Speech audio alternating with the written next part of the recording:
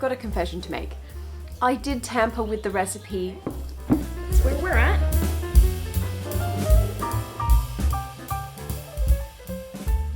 Well, hello everybody and welcome to my channel. If you haven't been here before, thanks for visiting. I thought I'd pick up the camera today because I'm about to make a batch of deodorant.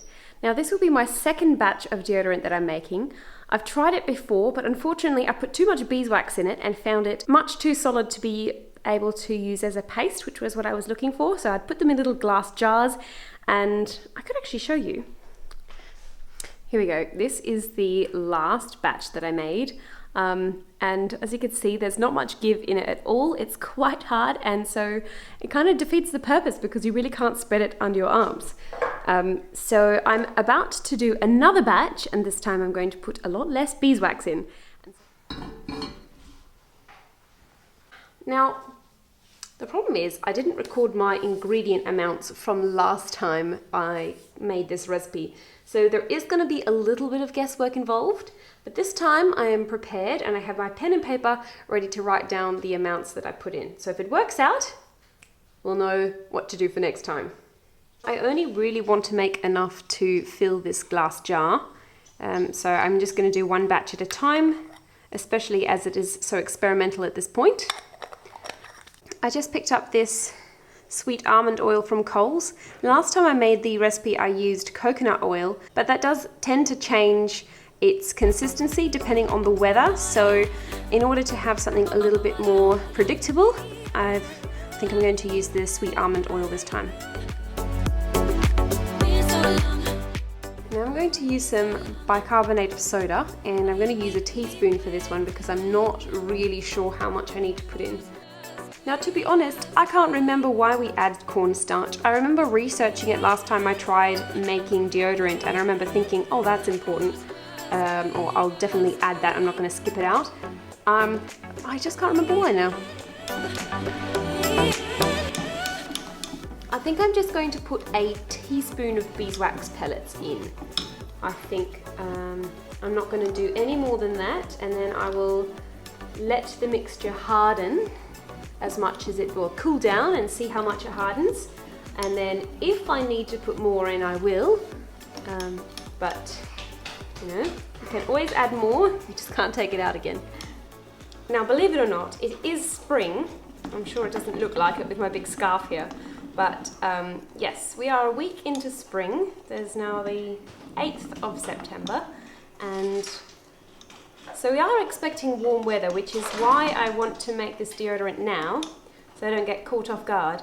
But yes, winter is having its final say. There we go. That looks pretty smooth. All right, I'm going to turn off the stove and pour it. Shall I pour it into my container? How confident am I that this is going to turn out and I won't have to do it again? I'm feeling pretty confident. Let's pour it in. Oh, that's hot. There we go.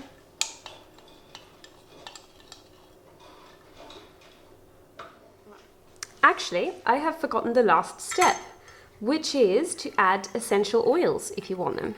So as this is cooling, I can feel the beeswax starting to, I think the word is congeal, on the bottom of the glass, and so you don't want to leave it too long because you need to be able to pour it all in one go without it really sticking to the sides of the glass jar. So I am going to go for a combination of whatever I have on hand, and we'll see how that turns out. Definitely going to add some cedarwood because I love that in a deodorant. This is cedarwood Atlas. That was a little more than I intended. Maybe a little bit of lemon. I would love bergamot or something like that, but I don't have any yet. There we go. Some lavender. Something flowery, something floral, something fruity, and something for depth. There we are. That's very unscientific amounts, but there you go. And mix it in. Actually, that does smell good. You don't want to put the essential oils in too quickly while it's too hot because it can damage the properties of the essential oils. And let's give it one quick confident pour. There we are, perfect amount. Okay, so I'm just going to write down this recipe while I'm waiting for it to cool. So oil, I used 2 tablespoons of sweet almond oil. Then I used 3 teaspoons of bicarb. I used 2 teaspoons of cornstarch, 1 teaspoon of beeswax, and you can use the essential oils at your discretion, I'm sure. Okay, so you can see it's starting to harden a little bit at the sides. I'll let that sit for half an hour. In the meantime, maybe I'll go and show you outside in the garden what's been happening. We have now not just 1, but 2 garden beds. We have redone the campfire just to be extra sure that all signs of weeds and couch grass is now gone. You may have noticed I've also patched up the broken corner and put render into it. It's just what we had on hand. I dare say it's probably not the right thing to be using exactly, but so I've patched up all the gaps in between the pavers so that hopefully we won't be getting any grass runners going through between the two. And so that has been done around both garden beds. And this one, as you can see, we rigged up something to cook our sausages out here the other night. And so I definitely still need to be doing some more burning because we have couch grass just over there in that corner, and we have not had a hot enough fire yet to really kill the lot around here as well. So this one needs a little bit more work. Thankfully it is not yet fire ban season, so we should have the opportunity to do that. I'm definitely very excited to get planting. Actually, that reminds me. So just earlier today I picked these up at the supermarket. They have this special section where they have seasonal purchases. And yeah, I saw these. I perhaps have slightly overbought, but if I'm going to put 1 seedling in each of these, I think that, you know, over the summer period I probably will get through them all if I'm gardening with the intention that I currently have. So the good thing about these is that obviously they're completely compostable, so no plastic lying around your garden, and you don't even need to take the seedlings out. You can just cut up along the grid lines and then plant them individually. So yeah, I'm pretty excited to give that a try, and it means that I can get planting now while I'm getting around to burning in the garden beds, and I do need to go and get a trailer load of soil. So while that is in the works, while it is happening, I can at least get my seedlings underway, and so that they will not be wasting away the spring. Well, the deodorant is now fully cooled. I helped it along a little bit by putting it in the fridge, so I am fairly confident to say this will be as hard as this consistency gets. So let's give it a try.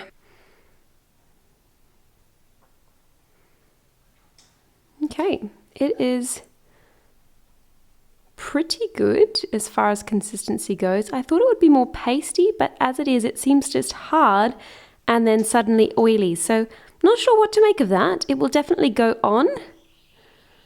But yeah. Good morning, everybody. It is now the next day, and so I'm here at my dressing table to show you what the deodorant looks like now. It has been a cold morning, so I feel like it's been a great test of the consistency that it would be all year round. The coconut oil deodorant, I know from last time, I know is going to be softer in summer, so might still get some use out of it.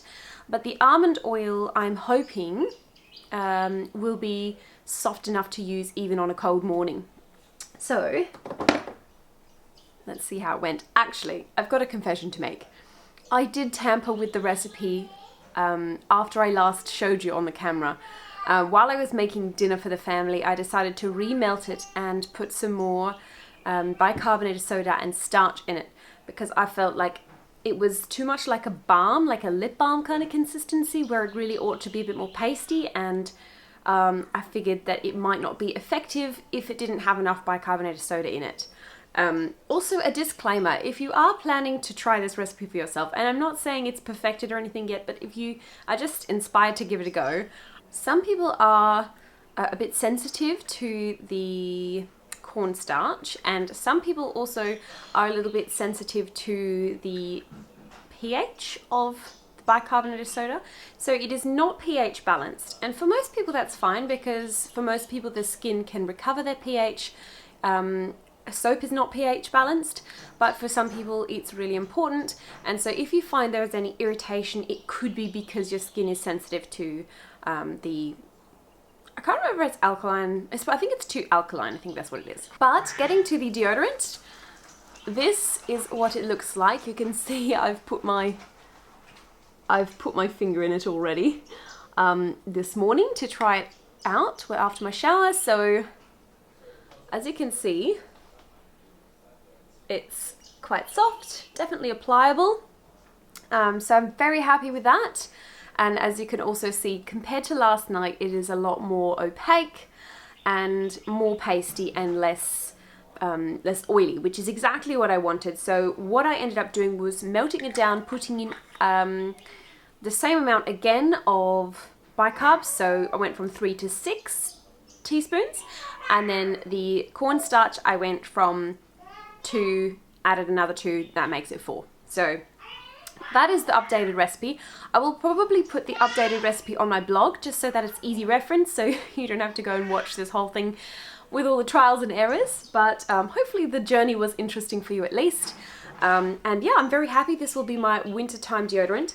I think that the coconut oil, if you are in the warm weather, and I think the coconut oil does have the advantage of being a little bit more antimicrobial than the sweet almond oil.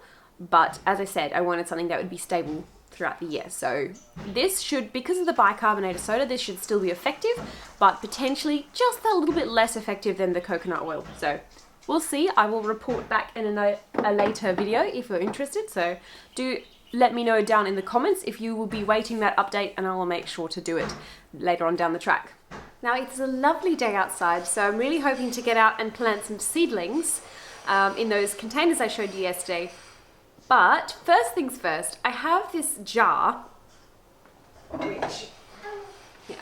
which I've had on my bench for about 2 weeks now, maybe even 3.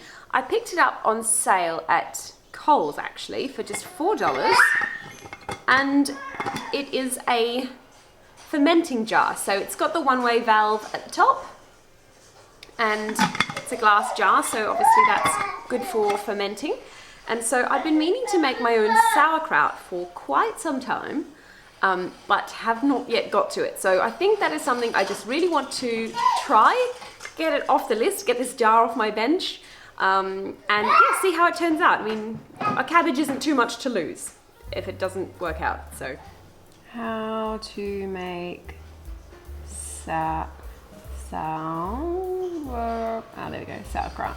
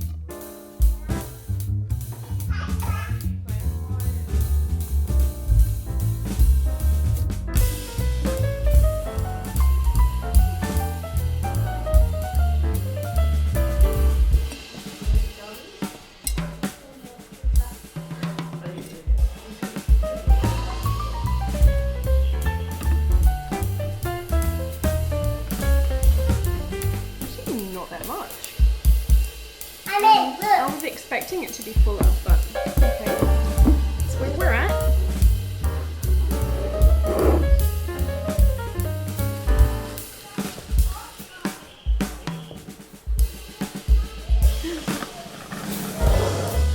And there we go. Let's see what happens.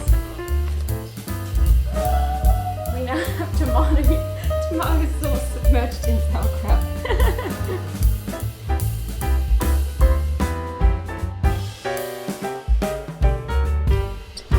My sister dropped in, so that was lovely. We had a lovely visit and sat in the sun and had some cups of tea at this little table, which I have now taken over. You can see my tripod in the way. Which I have now taken over with some seed planting things.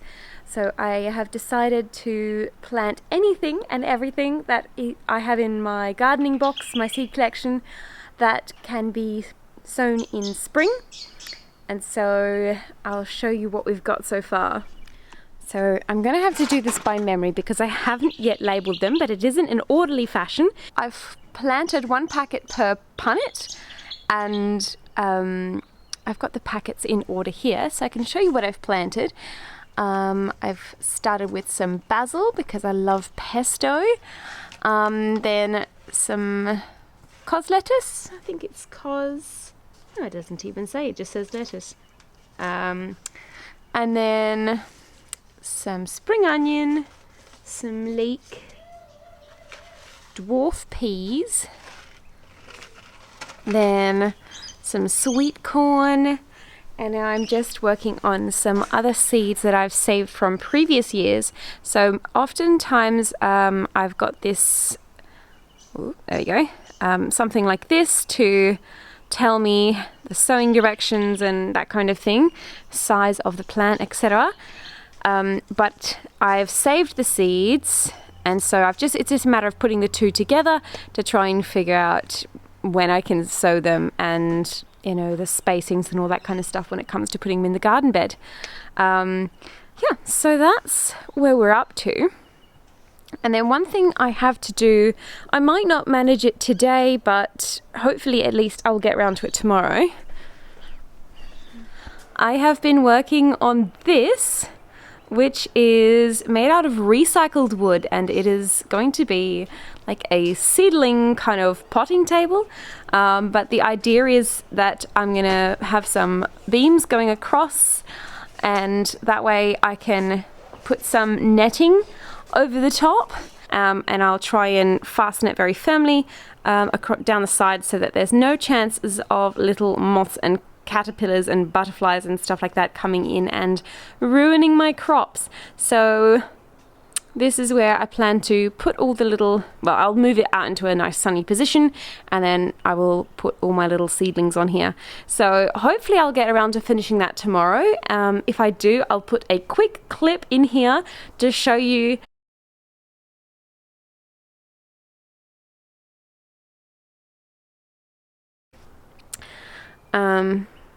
yeah, I've just watered them and popped these little labels in. As you can see, I've used disposable spoons, which is all I had to hand, but I honestly think they make pretty good labels. Well, the day is getting on, so I think I need to say goodbye. I've got to go back inside and cook dinner for the family. And so for the sake of expediency, and probably to save your ears, because it can get a bit noisy around dinner time, I will finish the vlog here and say goodbye.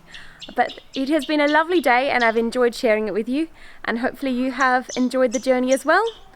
Please do give this video a thumbs up if you enjoyed it, because it really does help to grow my channel, and that means that I can dedicate more time to making more videos. So thanks again for watching, and I really do appreciate you making it all the way to the end of the video.